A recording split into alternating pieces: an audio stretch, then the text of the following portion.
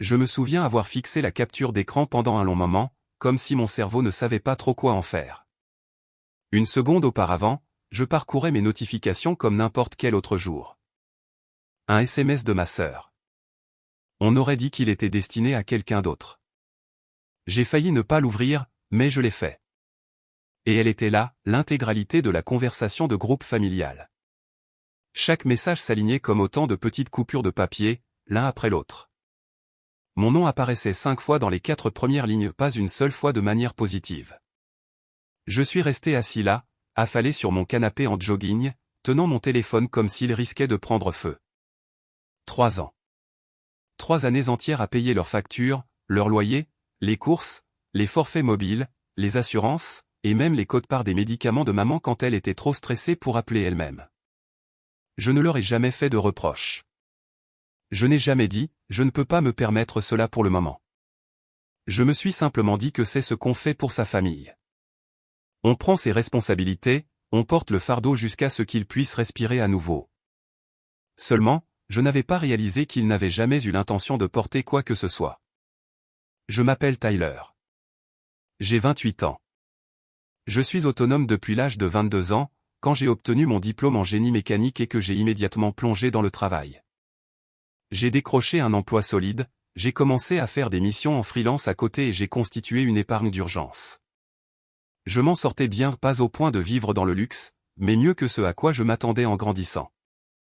Ma famille n'était pas pauvre à proprement parler, mais toujours en mode crise. Papa sautait d'un emploi saisonnier à l'autre, maman passait d'un centre d'appel à l'autre, et mes 2 jeunes frères et sœurs, Anna et Marcus, avaient toujours besoin de quelque chose, des manuels scolaires, des dépôts de garantie pour le loyer, des ordinateurs de remplacement, peu importe. Alors, quand les choses ont mal tourné vers la fin de 2020, que papa a été licencié tandis qu'Anna a abandonné l'université pour revenir à la maison, j'ai commencé à envoyer de l'argent. Au début, ce n'était pas comme s'il demandait franchement. C'était plutôt, Tyler, nous sommes un peu à court ce mois-ci. Penses-tu pouvoir couvrir l'assurance auto de Marcus? Ou, Anne, le frigo est encore tombé en panne. Ton père essaie de le réparer, mais nous aurons besoin d'une nouvelle pièce. Peux-tu aider? Et je disais, oui, à chaque fois. Au début, cela me faisait du bien, comme si je faisais une réelle différence. Comme si j'étais enfin capable de les protéger d'une manière que je ne pouvais pas quand j'étais enfant, lorsque l'électricité était coupée ou que nous devions faire chauffer de l'eau au micro-ondes parce que le chauffage était encore mort. Je tenais des feuilles de calcul de ce que j'envoyais juste pour m'assurer de ne pas prendre trop de retard sur mes propres affaires, mais je n'attendais jamais rien en retour. Pas même un « merci », bien que j'en ai reçu aussi, au début. Des petits messages de maman, « Tu es une bénédiction, mon chéri. Nous ne savons pas ce que nous ferions sans toi. » Ce genre de choses. Mais quelque part au milieu de l'année 2021, cela s'est arrêté et le ton a commencé à changer. Moins de « merci », plus de « quand vas-tu l'envoyer ?» Je me souviens qu'une fois, j'étais au dîner avec un rendez-vous et maman a appelé 2 fois de suite. Quand je lui ai envoyé un message pour lui dire que je rappellerais plus tard, elle a envoyé un pavé passif-agressif sur le stress de devoir s'inquiéter pour les courses et sur la chance que j'avais de pouvoir simplement manger dehors quand je voulais. Cela a piqué plus que je ne l'aurais cru. Je suis resté pendant le reste de ce dîner à sourire comme si de rien n'était alors que ce message me brûlait la poche. Après, je lui ai quand même envoyé 200, car la culpabilité est une drogue puissante quand elle a été câblée dans votre enfance. Je pense que le véritable tournant est survenu lorsque Marcus a eu un accrochage en voiture et a eu besoin d'aide pour couvrir les réparations. J'étais déjà à court ce mois-là un loyer, prêt étudiant, un client freelance qui ne me payait pas. Je lui ai dit, est-ce que je peux te donner la moitié maintenant et la moitié la semaine prochaine? Et il a juste dit, sérieusement, quel est l'intérêt pour toi d'être riche si c'est pour nous chipoter pour des broutilles? Riche. C'est le mot qu'il a utilisé. Comme si j'amassais le trésor d'un dragon au lieu de vider lentement mes économies pour les maintenir à flot. Pourtant, j'ai laissé passer. C'est ce que j'ai fait toute ma vie, j'ai rationalisé. Peut-être qu'ils sont stressés. Peut-être qu'ils ne voulaient pas dire ça comme ça. Peut-être que je suis trop sensible. Mais la capture d'écran, il n'y avait aucune rationalisation possible pour ça. C'était brut, sans filtre, une fenêtre sur ce qu'ils pensaient vraiment de moi quand ils ne faisaient pas semblant d'être reconnaissants. Anna a dû se tromper de conversation quand elle l'a transféré. Le message était du genre, dis-lui juste que c'est pour le loyer. Il ne vérifiera pas. Il est stupide pour ce genre de truc. Et en dessous, des messages de maman, papa et Marcus. Des plaintes sur le fait que je sois contrôlant, obsédé par l'argent, et que j'agisse toujours comme si j'étais meilleur que juste parce que j'ai un travail. Un message de papa, s'il nous couple et vivre un jour, il verra ce que signifie vraiment la famille. Celui-là est resté planté dans ma poitrine comme une écharde. Pas parce qu'il faisait le plus mal, mais parce qu'il sonnait comme une menace. Je n'ai pas répondu. Je n'ai même pas respiré pendant une minute entière. Puis je les ai bloqués tous un par un. Téléphone, réseaux sociaux, email fini. Je n'ai rien annoncé. Je n'ai pas écrit de message final dramatique. J'ai juste disparu. Pendant un mois, mon téléphone est resté silencieux. Pas de bourdonnement, pas de culpabilisation, pas d'urgence soudaine. C'était étrangement paisible. J'ai pensé que ce serait peut-être tout. Peut-être qu'il ferait simplement une croix sur moi et passerait au prochain complaisant qu'il pourrait trouver. J'ai recommencé à me promener, à cuisiner et à reprendre de vieux passe-temps que j'avais oubliés. Puis, un jeudi soir pluvieux, j'ai entendu frapper à la porte de mon appartement. J'ai regardé par le Judas et il était là, papa, tenant un parapluie d'une main et quelque chose de serré dans l'autre. Pas en colère, ne criant pas, juste debout comme s'il savait que j'étais là, comme s'il s'attendait à ce que j'ouvre. Mon cœur a commencé à battre lentement et lourdement comme une cloche d'alarme. Je n'ai pas bougé. Je n'ai pas parlé. Mais je le regardais, lui et ce qu'il avait dans la main. Je ne pouvais pas le voir clairement, mais j'avais le sentiment que ce n'était pas une excuse. Je n'ai pas ouvert la porte. Je suis resté là, les pieds enracinés dans le tapis, le cœur cognant contre mes côtes comme s'il voulait sortir. Le regarder à travers le Judas semblait surréel, comme s'il n'était pas réel, comme si j'imaginais un fantôme de mon passé juste pour ressentir quelque chose. Il n'a pas frappé à nouveau, il est juste resté là sous son parapluie de pharmacie fragile, laissant la pluie s'abattre sur ses chaussures. 5 minutes ont passé, puis 10. Finalement, il s'est détourné, pas pressé, pas vaincu, juste calme. Il est retourné vers sa voiture, la vieille Honda déglinguée de maman que j'avais l'habitude de remplir d'essence au lycée, et est parti. Je n'ai pas respiré avant que ses feux arrière ne disparaissent. Cette nuit-là, j'ai à peine dormi. Pas vraiment par peur, mais plutôt à cause d'une sorte de tension dont je ne pouvais pas me défaire. Vous connaissez cette sensation de fourmillement sous la peau? Comme si quelque chose allait arriver et que votre corps le savait avant que votre cerveau ne rattrape le retard. C'était moi. Je repassais la scène en boucle. Que voulait-il? Pourquoi maintenant? Pourquoi après tout ce temps? Mais le pire, c'est qu'il me manquait. Pas les personnes qu'ils étaient maintenant, mais les versions d'eux auxquelles je croyais autrefois. La façon dont maman fredonnait en préparant le dîner. La façon dont Marcus et moi restions éveillés à jouer à la Xbox les week-ends. La version de papa qui m'avait aidé à construire une voiture de Pinewood Derby même s'il n'avait aucune idée de ce qu'il faisait. L'idée d'eux me manquait. C'est ce qui rendait la rupture si difficile. On ne se contente pas de s'éloigner d'une relation, on fait le deuil de quelque chose qui n'a jamais vraiment existé de la manière dont on le pensait. Les jours suivants passèrent sans incident. J'ai pensé que c'était peut-être une tentative de la dernière chance, un coup d'éclat dramatique, espérant que je céderais et les laisserais revenir. Mais dimanche, j'ai reçu un message vocal d'un numéro inconnu. « Eh, c'est papa » disait la voix, bourrue mais pas en colère. « J'ai besoin de te parler. Pas d'argent, juste quelque chose qui s'est passé. Appelle-moi. » Je ne l'ai pas fait. Mais j'ai enregistré le message vocal, ce que je n'avais pas fait depuis des années. Je l'ai fixé pendant 2 jours avant de le supprimer. Puis Anna m'a envoyé un message d'un numéro différent. Juste une seule ligne, tu dois rentrer à la maison. C'est sérieux. Je n'ai pas répondu. Au lieu de cela, j'ai appelé ma tante Cheryl. Elle n'était pas dans la conversation de groupe familial. Maman l'appelait toujours une commère et une reine du drame, donc elle n'était pas proche. Mais j'avais plus confiance en elle qu'en n'importe qui d'autre. C'était la seule adulte qui m'avait vraiment vu grandir, me glissant toujours $20 pour des collations ou me prenant à part pour me dire que je m'en sortais très bien et qu'elle était fière de moi. Quand je l'ai appelée, elle a décroché à la première sonnerie. Tyler? Ouais, ai-je dit. Est-ce que tu sais ce qui se passe avec mes parents? Il y eut une pause. Je me doutais bien que tu finirais par appeler tôt ou tard. Et juste comme ça, tout a commencé à se dénouer. Elle m'a dit que maman avait commencé à répandre une histoire selon laquelle j'aurais volé de l'argent, vidé leurs économies, les aurais manipulés mentalement, puis aurais disparu. Elle le racontait aux voisins, aux amis de l'église, et même à la famille élargie. Elle disait que j'étais mentalement instable et financièrement abusif. Tante Cheryl n'en croyait pas un mot, mais apparemment beaucoup d'autres oui. Elle a dit que mon nom avait été mentionné lors de la fête prénatale d'une cousine, et que c'était devenu gênant rapidement. Un de mes oncles a même dit à Cheryl, Tyler a toujours été bizarre avec l'argent. Tu te souviens comment il avait l'habitude de l'amasser? C'était le comble. L'amasser. J'ai passé les 3 dernières années à financer leur vie. J'avais l'impression que ma poitrine s'effondrait.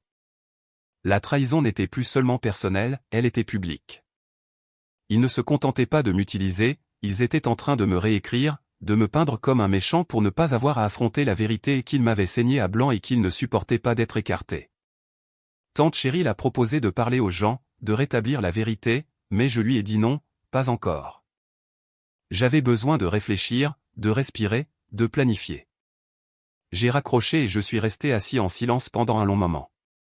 C'est à ce moment-là que je suis enfin retourné consulter l'historique de ma banque. Je l'avais évité, non pas parce que je ne voulais pas connaître le total, mais parce que je le voulais.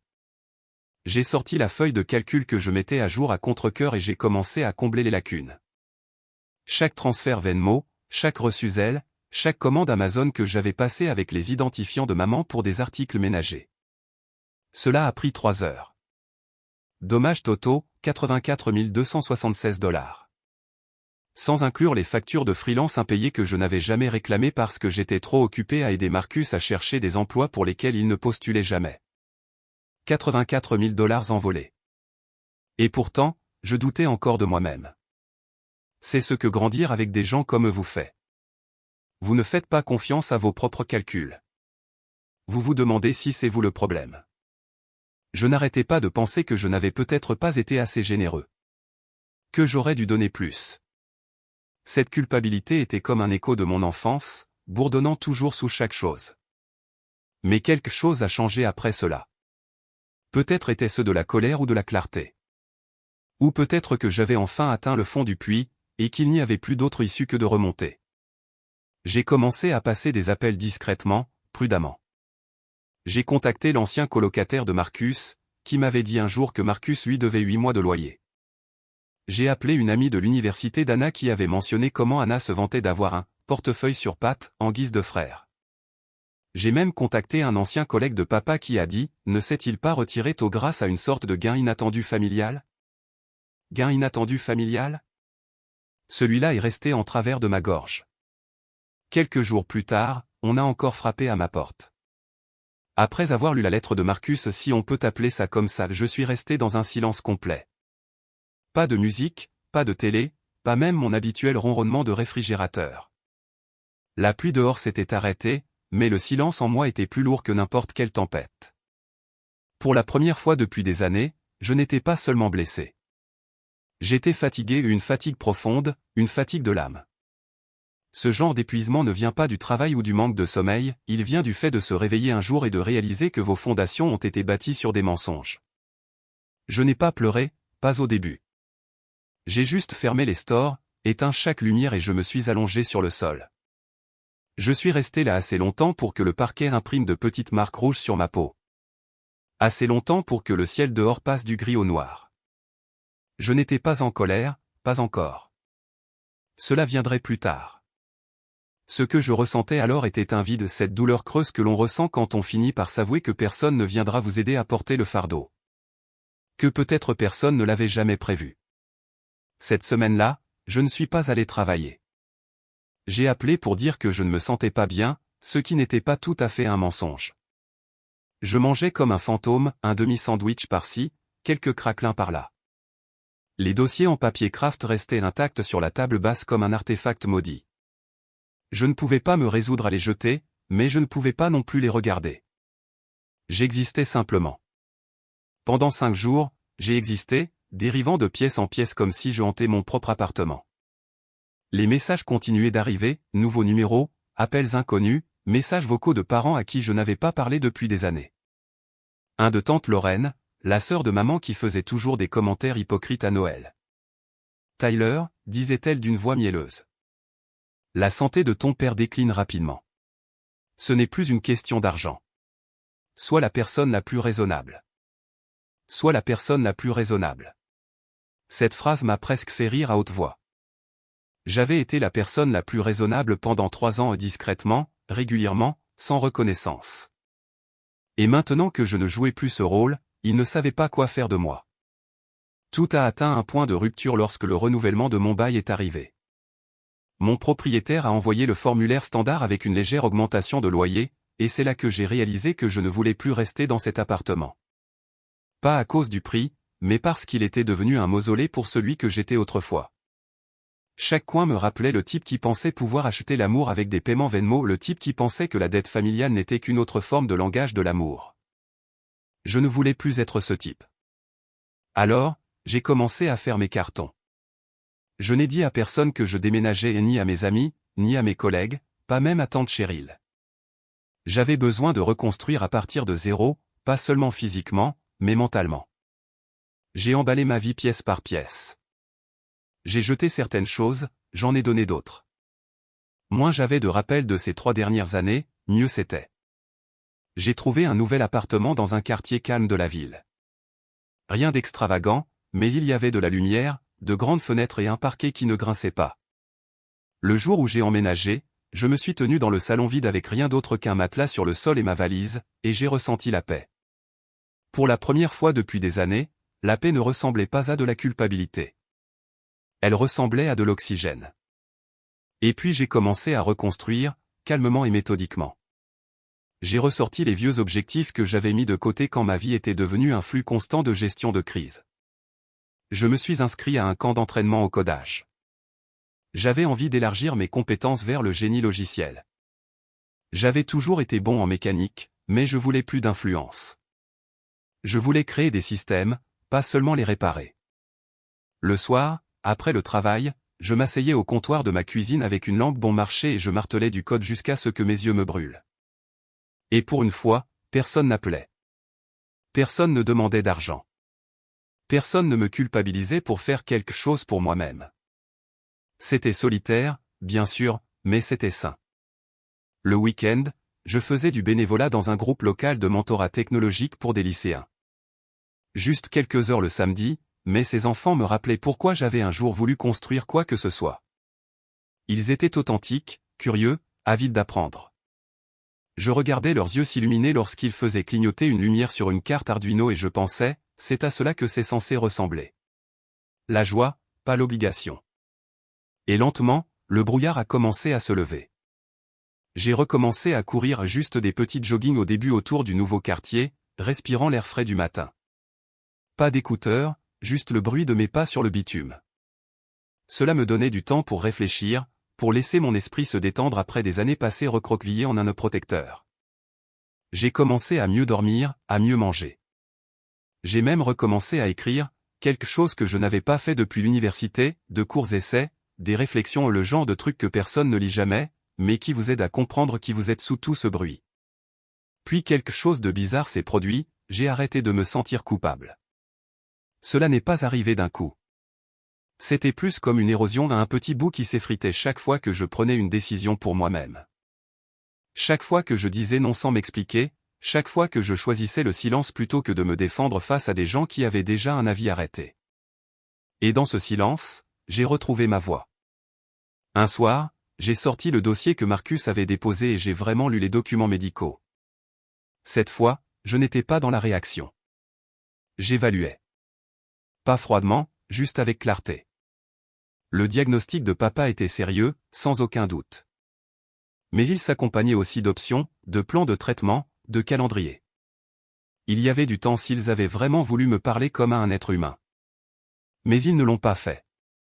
Ils s'en sont servis comme d'un levier, comme d'une arme de culpabilisation. Et c'est là que j'ai compris la différence entre aider et être utilisé. Je ne leur devais rien pour le fait d'être né. Je ne leur devais pas ma vie d'adulte en pénitence pour leurs difficultés. Je ne leur devais pas 84 000 $ et un sens de soi brisé juste parce que nous partagions le même sang. Et je ne leur devais certainement plus mon silence. Cette clarté est devenue mon carburant. J'ai commencé à faire des recherches sur les aspects juridiques et les protections financières. J'ai parlé à un ami avocat en qui j'avais confiance juste informellement au début de la responsabilité, des obligations familiales et des risques de harcèlement. Je ne planifiais pas de vengeance, pas encore, mais je construisais une armure. J'ai retiré de mes amis chaque cousin éloigné, chaque ancien voisin et chaque parent éloigné encore connecté à l'orbite de maman. J'ai nettoyé ma présence en ligne, verrouillé mon compte LinkedIn et créé un nouveau compte Instagram privé réservé à quelques personnes de confiance. Moins ils avaient de portes dérobées pour m'atteindre, plus je me sentais en sécurité. Et plus je devenais invisible pour eux, plus je me sentais visible pour moi-même. À peu près à cette époque, j'ai reçu un appel de mon manager. Il me proposait une promotion, ingénieur principal sur un nouveau projet. Un meilleur salaire, plus de visibilité. J'ai hésité un instant. Je me suis souvenu de maman disant « Ne laisse pas le travail te changer ». Mais j'ai passé outre. J'ai dit oui. J'ai emménagé dans un meilleur appartement. 3 mois plus tard, j'ai de hauts plafonds, un lave-linge sèche-linge intégré, un balcon avec juste assez de place pour une chaise, et une plante que je n'ai toujours pas tuée. Je me suis acheté une machine à café que je considérais autrefois comme trop indulgente. J'ai jeté le reste de ma vieille vaisselle et j'en ai acheté de la nouvelle que j'aimais vraiment. Petit à petit, je devenais quelqu'un que je respectais, quelqu'un que j'aimais. Et juste au moment où je pensais avoir enfin enterré ce chapitre de ma vie, une lettre est arrivée. Pas d'adresse d'expéditeur, juste mon nom soigneusement écrit de la main de maman. À l'intérieur se trouvait une seule page. Pas d'excuses, pas de regrets, juste 4 mots, nous avons besoin d'aide. Et c'est là que j'ai su qu'ils n'avaient pas changé du tout. Ils pensaient toujours que j'étais le même Tyler sur lequel ils avaient bâti leur maison. Ils n'avaient aucune idée de qui j'étais devenu. Quand j'ai déplié la lettre et vu ces 4 mots, nous avons besoin d'aide, je n'ai pas ressenti de colère. Plus maintenant. Juste une confirmation, comme si j'avais attendu le dernier clou pour sceller le cercueil. Et le voilà, manuscrit et silencieux. Ils n'avaient pas changé. Ils n'avaient pas appris. Et pire encore, ils me voyaient toujours comme une option, un outil, un portefeuille avec des émotions. Mais la différence maintenant, je n'étais pas en colère. J'étais préparé. J'ai fixé la lettre pendant un moment, puis je l'ai posée délicatement sur mon bureau à côté de l'ancienne menace de Marcus. J'ai sorti une feuille de papier vierge et j'ai commencé à noter ce que je savais déjà. Pas seulement sur eux, mais sur la dynamique, les schémas, les rôles que nous avions tous joués. Je ne préparais pas une vengeance pour le plaisir de me venger, je préparais de la clarté, des conséquences, un règlement de compte pas seulement pour ce qu'ils avaient fait, mais pour ce que j'avais permis pendant trop longtemps. D'abord, j'ai écrit tout ce que j'avais contribué financièrement au fil des ans. Pas seulement des estimations approximatives au centime près. Je l'avais déjà suivi numériquement, mais le voir imprimé le rendait réel d'une manière que les chiffres sur un écran ne faisaient jamais. J'ai ajouté une colonne pour les raisons qu'il donnait, loyer, réparation de voiture, courses, urgence imprévue.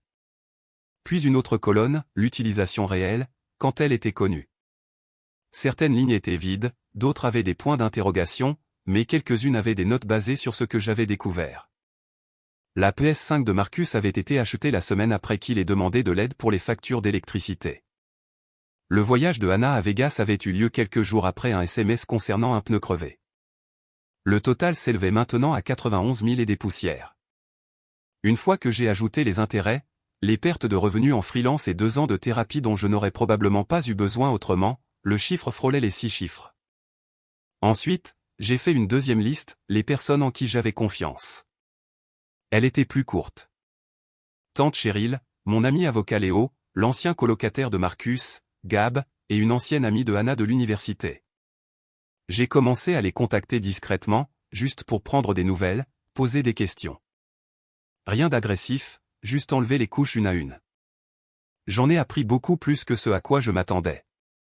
Comme la façon dont maman avait dit à la famille élargie que j'avais coupé les ponts parce que j'avais rejoint un culte de minimaliste financier et que j'avais disparu de la circulation.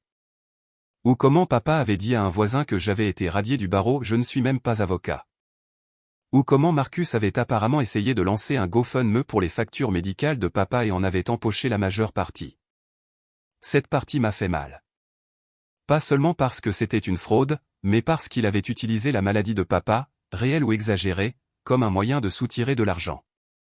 J'ai contacté le GoFundMe sous un compte anonyme et j'ai demandé de la documentation.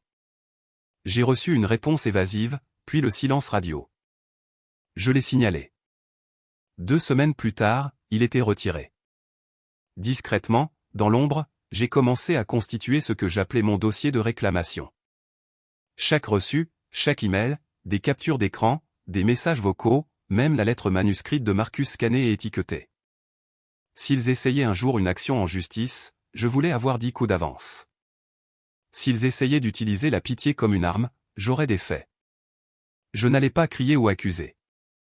J'allais exposer. Pendant ce temps, je les surveillais. J'ai créé un compte de réseau social anonyme qu'ils ne reconnaîtraient pas. Grâce à lui, j'ai suivi les publications publiques, les photos identifiées et les amis communs. Les gens sont imprudents en ligne. Marcus a posté un selfie dans un club avec une légende qui disait « Payez cette bouteille avec le fond de culpabilité de mon stupide frère ». Anna s'est identifiée lors d'une retraite spa dans les Poconos. Maman a posté une photo floue d'un gâteau d'anniversaire avec une note « Il n'est pas venu, mais nous avons fêté quand même ». Certaines personnes oublient qui les a élevés. Chaque publication ajoutait une brique à mon dossier, et chaque publication rendait ma détermination plus froide. Puis quelque chose d'inattendu est arrivé. Léo, mon ami avocat, m'a appelé à l'improviste et a dit « Eh, tu as déjà envisagé de transformer ça en affaire civile ?» J'ai cligné des yeux. Quoi? Comme les poursuivre en justice? Pas tout de suite, a-t-il dit. Mais tu as essentiellement un grand livre d'abus financiers, plus des preuves de fraude, de calomnie, peut-être même de chantage. La plupart des gens ne sont jamais aussi organisés. C'était la première fois que quelqu'un prononçait le mot « abus » à haute voix sans sourciller. Il m'a présenté les options. Je ne me suis engagé à rien, mais ça faisait du bien de savoir que je les avais. J'ai aussi commencé à faire des mouvements subtils dans le monde réel. J'ai clôturé le dernier compte bancaire partagé que j'avais laissé ouvert avec maman.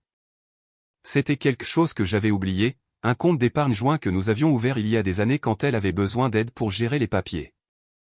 J'ai retiré les derniers centaines de dollars, fermé le compte et demandé tous les relevés des 2 dernières années.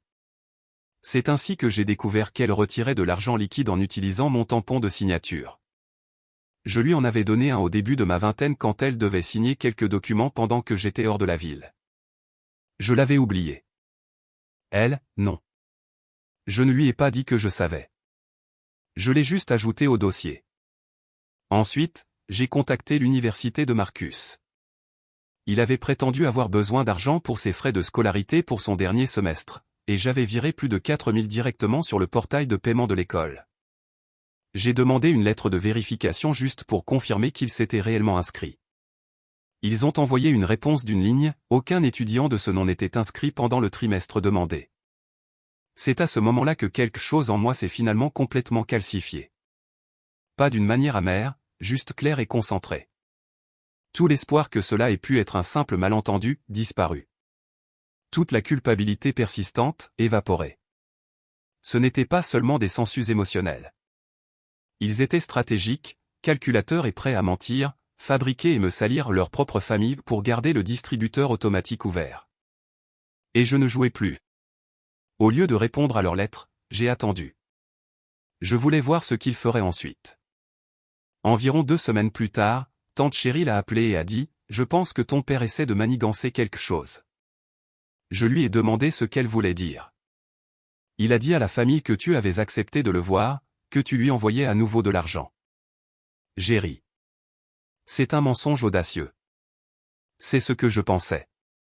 Fais juste attention, d'accord? Cette même semaine, Anna a envoyé un mémo vocal à partir d'un autre nouveau numéro. Sa voix était faussement enjouée, du genre de celle qu'on utilise avec le service client. Et, alors, je sais que les choses sont devenues un peu compliquées, mais nous avons discuté et nous pensons vraiment qu'une réunion de famille pourrait aider. Peut-être juste nous, les frères et sœurs, au début. Pas de pression. Je t'aime. Je t'aime. C'était un mot que j'avais l'habitude de croire venant d'eux. Maintenant, cela sonnait comme un appât. J'ai bloqué le numéro et je n'ai pas répondu, mais j'ai envoyé un message à Gab, l'ancien colocataire de Marcus. Il vivait toujours près de la maison familiale. Il a accepté de me retrouver pour un café. Quand je suis arrivé, il s'est installé dans le box et a dit, « Tu sais, il me doit toujours 1200. » J'ai hoché la tête. « Je te crois. » Puis il a sorti son téléphone et m'a montré quelque chose de surprenant, une capture d'écran d'une discussion de groupe dans laquelle Marcus l'avait ajoutée par erreur. Elle était intitulée « Plan familial V2 ». Les messages étaient récents, datant de quelques semaines seulement. À l'intérieur se trouvaient des SMS de maman, Anna, Marcus et, étonnamment, papa. Le plus récent disait « Il finira par revenir. » Il le fait toujours. Laissez-le se sentir indépendant pendant un moment.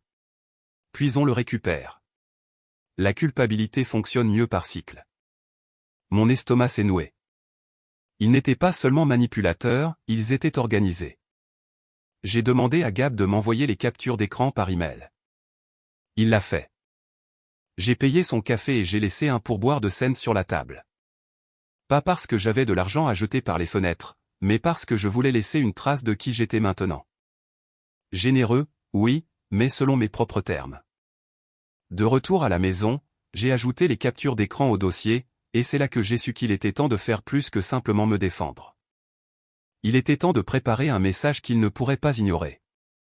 Un message qui ne prendrait pas la forme de cris ou de menaces. Un message qui serait calme, professionnel et impossible à déformer. Un message qui leur ferait enfin comprendre que je ne reviendrai pas. Et j'avais justement un plan pour ça. Je n'ai pas précipité les choses. C'est ça le truc avec la vengeance, du moins celle qui porte ses fruits. On ne frappe pas à l'aveuglette en espérant toucher la cible. On bouge comme un joueur d'échecs, une pièce délibérée à la fois, en voyant déjà l'échec et mat 10 coups à l'avance. Et mon échec et mat a commencé par une lettre. Pas émotionnelle, pas en colère, juste nette. Je l'ai fait imprimer sur du papier épais. Pas de signature, juste mon nom complet dactylographié en bas comme un contrat. Elle disait. Acquis de droit. Cette lettre sert d'avis formel que moi, Tyler, ne suis plus responsable financièrement, émotionnellement ou légalement d'aucun membre de la famille soulignée. Au cours des 3 dernières années, j'ai contribué à hauteur de plus de 91 000 $ en soutien documenté, qui a été utilisé à mauvais escient, déformé et non reconnu de manière répétée. À compter de cette date, toute demande ou exigence de communication sera considérée comme du harcèlement et fera l'objet d'une réponse par l'intermédiaire d'un conseiller juridique. Toute utilisation ultérieure de mes noms, de mon image ou de mon histoire personnelle dans des contextes publics ou en ligne fera également l'objet de poursuites judiciaires pour diffamation, et j'ai constitué un dossier de preuves complet prêt à être soumis si nécessaire. Ceci n'est pas une discussion. C'est une clôture définitive. Cordialement, Tyler. J'en ai envoyé 4 exemplaires. Un à leur maison, un à l'adresse professionnelle de Marcus, un à l'université de Anna, et un à leur église adressé au pasteur avec une petite note jointe, pour votre information, au cas où de fausses histoires continueraient à circuler au sein de votre congrégation. Ce n'était pas pour les humilier. C'était pour couper chaque issue de secours, chaque jeu de sympathie, chaque plateforme qu'ils pourraient transformer en scène. Puis j'ai fait 2 derniers mouvements. D'abord, j'ai déposé une mise en demeure formelle par le cabinet de Léo, faisant référence à l'utilisation frauduleuse de mon nom et au GoFundMe, au retrait falsifié du compte bancaire joint, et à la lettre que Marcus avait envoyée qui sous-entendait des menaces juridiques. Ce n'était pas encore un procès, mais cela y ressemblait, et c'était suffisant. Deuxièmement, j'ai contacté l'oncologue de mon père pas pour interférer avec ses soins. Je n'avais aucun pouvoir légal sur son traitement, et franchement, je n'en voulais pas. Mais je voulais vérifier si le diagnostic dans le dossier qu'il m'avait laissé était exact. Il s'est avéré que c'était un stade 3, mais que c'était gérable. Le traitement était disponible pas bon marché, mais pas non plus d'un niveau d'urgence, nous allons tous mourir. J'ai posé une question au médecin, a-t-il manqué des rendez-vous à cause des finances? La réponse, non. L'assurance couvre la majeure partie. Il est venu à tous ces rendez-vous. Ce qui signifiait tout. La lettre, le dossier, l'histoire sur le pas de la porte, il n'avait jamais vraiment été question d'aide. C'était une question de levier. J'ai envoyé cette confirmation à Léo, aussi, juste au cas où. Et puis j'ai attendu. Cela a pris 4 jours. Le premier message est venu de Anna, une série de SMS. Les premiers prétendaient qu'elle n'avait pas reçu la lettre. Puis est venue une capture d'écran de celle-ci avec « C'est quoi ça? Tu es sérieux ?» Je n'ai pas répondu. Puis est venu l'appel de maman. Je l'ai regardé sonner, j'ai laissé aller sur la messagerie. Elle a laissé un message qui commençait par « Je ne comprends tout simplement pas pourquoi tu nous fais ça » et se terminait par un cinglant « Tu es malade dans ta tête, Tyler. Tout comme ton grand-père. » Oh, le voilà. Le venin. J'ai envoyé ce message vocal à Léo, aussi. Marcus n'a rien dit. Pas au début. Mais 2 semaines plus tard, j'ai reçu une notification de LinkedIn, Marcus a consulté votre profil. Il paniquait, essayant de jauger où j'en étais, si j'avais commencé quelque chose. Et il avait raison d'être nerveux car quelques jours après cela, j'ai pris tout ce que j'avais collecté et capture d'écran, reçu, preuve du GoFundMe, relevé du tampon de signature et je l'ai donné à Léo. Nous avons rédigé une demande formelle de remboursement pour les 2 dernières années de fraude documentée. Pas les 91 000 au complet, juste l'utilisation abusive prouvée des fonds sous de faux prétextes. Environ 32 000. Assez pour faire mal, mais pas assez pour qu'ils essaient de traîner l'affaire devant les tribunaux sans risquer une exposition plus importante. Nous leur avons donné 30 jours. Et puis quelque chose est arrivé qui m'a complètement pris au dépourvu. Papa m'a appelé.